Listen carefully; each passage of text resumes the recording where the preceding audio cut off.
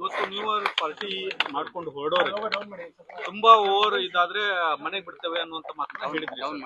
ಆದ್ರೆ ಆ ತರದಿಲ್ಲ, ಅವರೇ ವ್ಯವಸ್ಥೆ ಮಾಡ್ಕೋಬೇಕು ಅನ್ನೋಂತ ಮಾತ್ರ ಕಮಿಷನರ್ ಹೇಳಿದ್ದಾರೆ. ತೀರಾ ಆಗದೆ ಇರೋರು ಮಾತ್ರ ಬಿಡ್ತೇವೆ ಅನ್ನೋಂಥದ್ದು. ಅಂದ್ರೆ ಎಲ್ಲರಿಗೂ ತಗೊಂಡೋಗಿ ಬಿಡೋದಿಲ್ಲ, ತುಂಬಾ ಅವರು ನಡೆಯೋಕೆ ಆಗೋದಿಲ್ಲ, ಅವರಿಗೆ ಪ್ರಜ್ಞೆನೇ ಇರೋದಿಲ್ಲ ಅನ್ನೋ ಮಟ್ಟಕ್ಕೆ ಕೆಲವರೆಲ್ಲ ಹೋಗ್ಬಿಡ್ತಾರೆ ಎಂಜಾಯ್ಮೆಂಟ್ ಮಾಡುವಾಗ.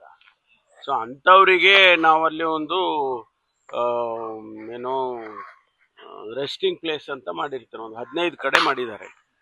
ಅವ್ರನ್ನ ಅಲ್ಲಿ ಫಸ್ಟು ಕರ್ಕೊಂಡು ಹೋಗಿ ಅಲ್ಲಿ ಸೋಬರ್ ಆಗೋವರೆಗೂ ಅವ್ರನ್ನ ಇಟ್ಕೊಂಡಿರ್ತಾರೆ.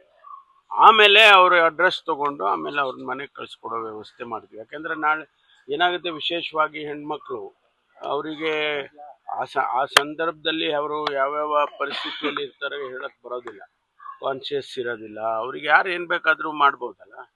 ಆ ಸೇಫ್ಟಿಗೋಸ್ಕರ ನಾವು ಈ ಕ್ರಮ ತಗೊಳಕ್ ಮಾಡ್ತಾ ಇದ್ದೀವಿ. ಬೇರೆ ಬೇರೆ ಪರ್ಪಸ್ ಏನಿಲ್ಲ. ಬೇರೆಯವ್ರು ಯಾರು ಕೂಡ ಮಿಸ್ಯೂಸ್ ಮಾಡ್ದಂಗೆ ನೋಡ್ಕೋಬೇಕಲ್ಲ. ಓವರ್ ಸ್ಟೇಟ್ ಹೇಗಿದೆ ಸರ್? ಎಲ್ಲ ಕಡೆನೂ ಇಡೀ 30 ಜಿಲ್ಲೆಗೂ ನಾವು ಹುಬ್ಳಿ, ಮಂಗಳೂರು ಈ ಥರದ್ದು ಜಿಲ್ಲೆಗಳಲ್ಲಿ ಸ್ವಲ್ಪ ಈ ಥರದ್ದು ಆ್ಯಕ್ಟಿವಿಟೀಸ್ ಏನೋ ಎಂಜಾಯ್ ಮಾಡೋದು, ಬೀದಿಗೆ ಬರೋದು, ಬಾರ್ ಪಬ್ಬು ಅವೆಲ್ಲ, ಅದಕ್ಕೆ ಸ್ವಲ್ಪ ಇನ್ಸ್ಟ್ರಕ್ಷನ್ಸ್ ಕೊಟ್ಟಿದ್ದೇವೆ. ವಿಶೇಷವಾಗಿ ಬೆಂಗಳೂರಿನಲ್ಲಿ ತಮ್ಗೆ ಗೊತ್ತಿದ್ದಂಗೆ ಪ್ರತಿ ವರ್ಷ ಭಾಳಷ್ಟು ಜನ ಹೊರಗಿನಿಂದ ಬರ್ತಾರೆ. ನಮಗೆ ನಮ್ಮವರು ಇಲ್ಲಿ ಕನ್ನಡಿಗರು ಅಂತ ಹೇಳಿ ಅವ್ರು ಯಾರು ಅದು ಕಡಿಮೆ ಸಂಖ್ಯೆ, ಬಟ್ ಹೆಚ್ಚು ಹೊರಗಡೆಯಿಂದ ಬರ್ತಾರೆ. ಅದು ಸ್ವಾಭಾವಿಕವಾಗಿ ಅವರೆಲ್ಲ ಡ್ರಿಂಕ್ಸ್ ಮಾಡಿ ಎಂಜಾಯ್ ಮಾಡಿ ನ್ಯೂ ಇಯರ್ನ ಒಬ್ರಿಗೊಬ್ರಿಗೆ ವಿಶ್ ಮಾಡಿ ಈ ಥರ ಎಲ್ಲ ಮಾಡ್ತಾ ಇರ್ತಾರೆ. ಆ್ಯಕ್ಟಿವಿಟಿ ಹಾಗೆ ಮಾಡೋದು. 12 ಗಂಟೆ ಆಯಿತು ಅಂದ ತಕ್ಷಣ ಎಲ್ಲರೂ ಹೋಗಿ ಒಬ್ರಿಗೊಬ್ರಿಗೆ ಇದು ವಿಶ್ ಮಾಡೋದು. ಆ ಟೈಮ್ನಲ್ಲಿ ಸ್ವಲ್ಪ ಹೆಚ್ಚು ಜನ ಸೇರಿದಾಗ ತಳ್ಳಾಡೋದು ಅದು ಇದು ಎಲ್ಲ ಆಗುತ್ತೆ. ಅದಕ್ಕೋಸ್ಕರ ನಾವು ಹೆಚ್ಚು ಸೀರಿಯಸ್ ಆಗಿ ತಗೊಳ್ತೀವಿ. ಡ್ರಿಂಕ್ ಆ್ಯಂಡ್ ಡ್ರೈವ್ ಮಾಡೋದು ಒಂದು 150-160 ಕಡೆ ಚೆಕ್ ಮಾಡೋದಕ್ಕೆ ಸ್ಪಾಟ್ಗಳಲ್ಲಿ ಐಡೆಂಟಿಫೈ ಮಾಡಿದ್ದಾರೆ. ಅಲ್ಲಿ ಸರ್ಟನ್ ಲೆವೆಲ್ವರೆಗೂ ಅಲೋ ಮಾಡ್ತಾರಲ್ವಾ, ಅದು ಬಿಯಾಂಡ್ ದಟ್ ಹೋದಾಗ ಸ್ವಲ್ಪ ಕಷ್ಟ. ಅವರು ಡ್ರೈವ್ ಮಾಡೋದಕ್ಕೆ ಕಷ್ಟ, ರಿಫ್ಲೆಕ್ಸಸ್ ಇರೋದಿಲ್ಲ, ಈ ಥರದ್ದೆಲ್ಲ. ಅವಾಗೆಲ್ಲೋ ಆಕ್ಸಿಡೆಂಟ್ ಆಗುತ್ತೆ, ಅವಾಗ ಅನ್ನೆಸರಿಲಿ ಅವರು ಸಾಯ್ತಾರೆ, ಬೇರೆಯವ್ರನ್ನೂ ಸಾಯ್ತಾರೆ. ಆ ಥರದ್ದೆಲ್ಲ ಸ್ವಲ್ಪ 1-2 ದಿವಸ ಕಂಟ್ರೋಲ್ ಮಾಡಿದರೆ ಪ್ರಾಣಗಳು ಉಳಿಯುತ್ತೆ, ಫ್ಯಾಮಿಲಿಗಳು ಉಳಿಯುತ್ತೆ. ಅದಕ್ಕೋಸ್ಕರ ನಾವು ಇಷ್ಟೆಲ್ಲ ಮಾಡಬೇಕಾಗ್ತದೆ. ಆಮೇಲೆ ಹೆಚ್ಚು ಜನ ಸೇರಿದಾಗ ಸ್ವಾಭಾವಿಕವಾಗಿ ಬೇರೆ ಬೇರೆ ಆ್ಯಂಗಲಲ್ಲೂ ನೋಡಬೇಕಲ್ಲ. ನಮಗೆ ಟೆರರಿಸ್ಟ್ ಆ್ಯಂಗಲಲ್ಲಿ ನೋಡಬೇಕು ಅಥವಾ ಬೇರೆ ಬೇರೆ ಆ್ಯಂಗಲಲ್ಲೆಲ್ಲ ನೋಡಬೇಕು. ಅದೆಲ್ಲ ಅನುಭವದ ಮೇಲೆ ಬೆಂಗಳೂರು ಪೊಲೀಸ್ನವರು ಕ್ರಮ ತಗೊಳ್ಳೋದಕ್ಕೆ ಮುಂದಾಗಿದ್ದಾರೆ. ಪೊಲೀಸ್ ಜೊತೆ ವಾಗ್ವಾದಕ್ಕೂ ಕೂಡ ಹಿಡಿತಾರೆ ಸರ್, ಕೊಡಬೇಕು.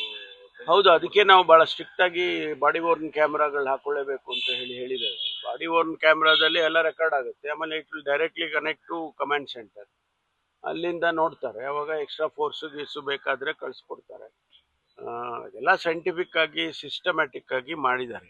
ಈ ಬಾರಿ ಬೆಳಗ್ಗೆಯಿಂದನೇ ಬಾರ್ಗಳೆಲ್ಲ ಓಪನ್ ಮಾಡಿದ್ದಾರೆ ಅಂತ. ಅವರಿಗೆ ಟೈಮಿಂಗ್ ಇದೆ ಅಲ್ವಾ, ಆ ಟೈಮಿಂಗ್ ಪ್ರಕಾರ ನಡ್ಕೊಳ್ಬೇಕು. ಅವರು 1 ಗಂಟೆ ರಾತ್ರಿಗೆ ಮುಚ್ಚಬೇಕು ಅಂತ ಹೇಳಿರ್ತಾರೆ. 1 ಗಂಟೆ ರಾತ್ರಿಗೆ ಮುಚ್ಚಬೇಕು. ಮುಚ್ಚಲಿಲ್ಲ ಅಂದರೆ ಅವ್ರ ಮೇಲೆ ಕೇಸ್ ಆಗುತ್ತೆ. ಎಲ್ಲ ಬಾಂಗ್ಲಾದೇಶದವ್ರು ಕೊಟ್ಟಿದ್ದಾರೆ, ಇಷ್ಟು ಬೇಗ ಆತುರದ ನ್ಯಾಯ ಎಲ್ಲೂ ನೋಡಿಲ್ಲ ಅಂತ ಹೇಳ್ತಿದ್ದಾರೆ. ಅದೆಲ್ಲ ಅವರು ಹೋರಾಟ ಮಾಡಲಿ. ಬಾಂಗ್ಲಾದೇಶದವ್ರು ಇದ್ದಾರೆ ಅಂತ ಹೇಳೋದು ಸುಮ್ಮನೆ ಆ ರೀತಿ ಒಂದು ಪಾಸಿಂಗ್ ಕಾಮೆಂಟ್ ಮಾಡೋದು ಸೂಕ್ತ ಅಲ್ಲ. ಈಗ ನಾವು ವೆರಿಫೈ ಮಾಡಲ್ವಾ? ಈಗ ಒಂದು ವೇಳೆ ಅವ್ರಿಗೆ ಪರಿಹಾರ ಕೊಡುವಾಗ ಅಥವಾ ಮನೆಗಳನ್ನೇ ಕೊಡುವಾಗ ಅವು ವೆರಿಫೈ ಮಾಡೇ ಅಲ್ವಾ ಮಾಡ್ತಾರೆ. ಬಾಂಗ್ಲಾದೇಶದವ್ರು ಇದ್ದರೆ ಬಾಂಗ್ಲಾದೇಶದವ್ರಿಗೆ ಕೊಡ್ತಾರೆ. ಅವ್ರನ್ನ ಇಮಿಡಿಯೇಟಾಗಿ ಅರೆಸ್ಟ್ ಮಾಡ್ತೀವಿ, ತೊಗೊಂಡೋಗಿ ಬಾರ್ಡರ್ನಲ್ಲೇ ಬಿಡ್ತೀವಿ, ಅವ್ರ ಎಂಬೆಸಿಗೆ ಹೇಳ್ತೀವಿ, ಕಳಿಸ್ಕೊಡ್ತೀವಿ, ವಾಪಸ್ ಡಿಪೋರ್ಟ್ ಮಾಡ್ತೀವಿ. ಇಲ್ಲ ಅವ್ರೇನಾದರೂ ಕ್ರಿಮಿನಲ್ ಆ್ಯಕ್ಟಿವಿಟೀಸಲ್ಲಿ ಇನ್ವಾಲ್ವ್ ಆಗಿದ್ದರೆ ಅವ್ರನ್ನ ಅರೆಸ್ಟ್ ಮಾಡಿ ಒಳಗಡೆ ಹಾಕ್ತೀವಿ.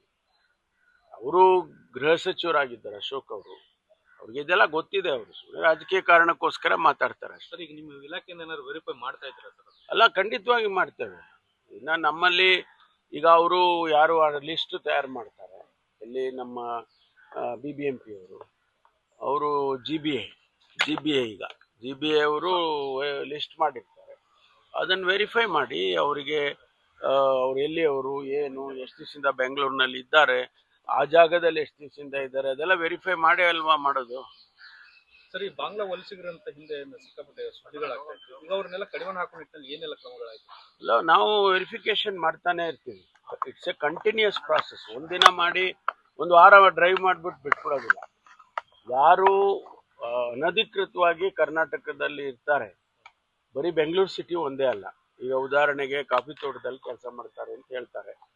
So we will verify. ನಾವಾಗಲೇ ಆ ಕಾಫಿ ತೋಟದ ಮಾಲೀಕರಿಗೆ ತಿಳಿಸಿದ್ದೀವಿ, ನೀವು ಯಾರನ್ನ ಕೆಲಸಕ್ಕೆ ತಗೊಳ್ತೀರಾ ಅವರ ಬ್ಯಾಕ್ಗ್ರೌಂಡನ್ನು ನೀವು ಚೆಕ್ ಮಾಡಿ ಪೊಲೀಸ್ ಸ್ಟೇಷನ್, ಜುರಿಸ್ಟಿಕ್ಷನಲ್ ಪೊಲೀಸ್ ಸ್ಟೇಷನ್ಗೆ ಹೇಳಬೇಕು ಅಂತ.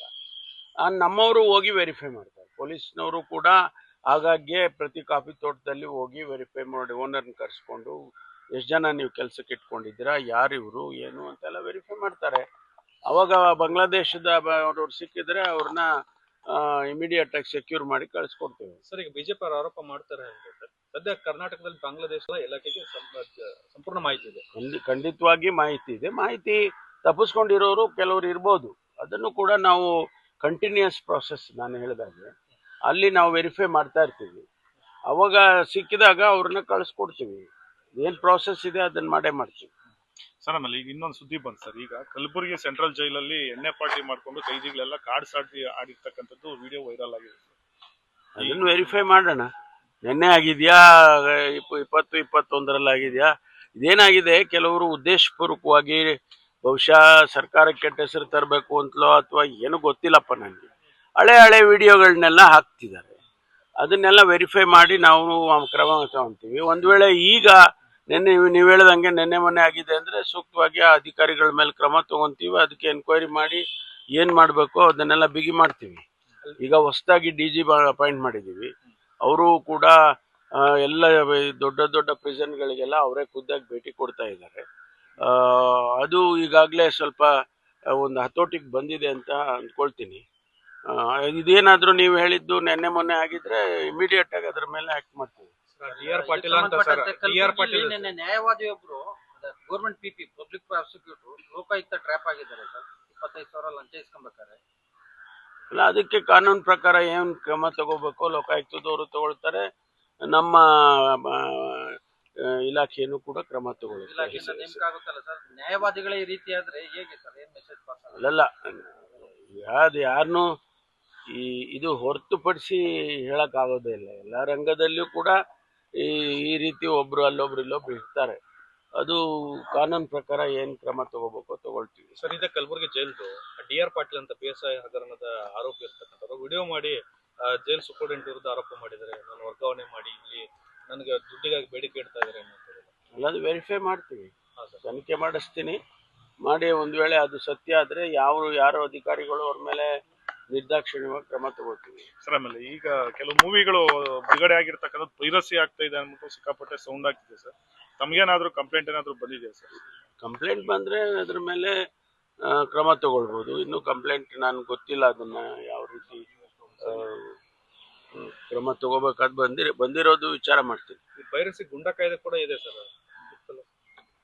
ಇಲ್ಲ, ಅದು ಬೇರೆ ಕಾನೂನಿನ ಅಡಿಯಲ್ಲಿ ಈಗ ನಮಗೆಲ್ಲ ಈ BNSS ಹೊಸ ಕಾನೂನು ಬಂದಿರೋದ್ರಿಂದ ಅದನ್ನ ನಾವು ವೆರಿಫೈ ಮಾಡಿ ಅದಕ್ಕೆ ಸೂಕ್ತವಾದ ಕ್ರಮ ತಗೊಳ್ಳೋದಕ್ಕೆ ಮಾಡ್ಬೋದು. ಅದನ್ನ ಯಾರಾದ್ರೂ ಕಂಪ್ಲೇಂಟ್ ಕೊಡ್ಬೇಕಲ್ಲ. ಹೊಸ ವರ್ಷದಲ್ಲಿ